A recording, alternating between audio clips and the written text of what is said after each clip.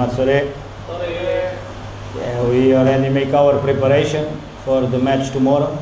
We know we want to play with a good team, a very organized team, a difficult team that always make a good games. It's a hard team, but of course we will do our best to make also a good game and collect the 3 points.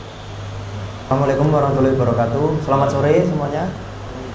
Untuk saya dan para pemain sudah siap 100% dan tentunya akan mengikuti instruksi dan arahan dari head coach.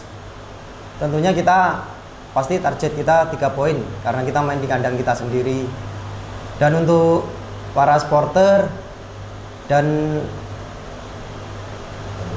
pendukung kebanggaan Rana Minang, mohon doa dan dukungannya. Semoga hasil besok hasil yang terbaik dan tentunya 3 poin. Amin. No have any relationship with the past.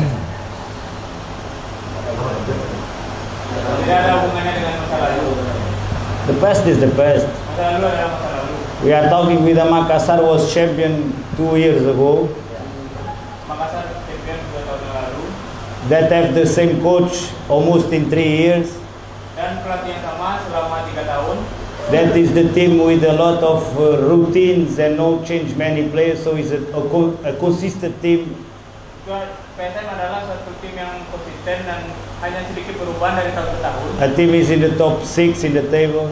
So we're gonna play with this Makassar and not with the Makassar of 3 or 4 years ago. Kita akan bermain dengan Makassar tahun ini, bukan Makassar 2 tahun yang lalu.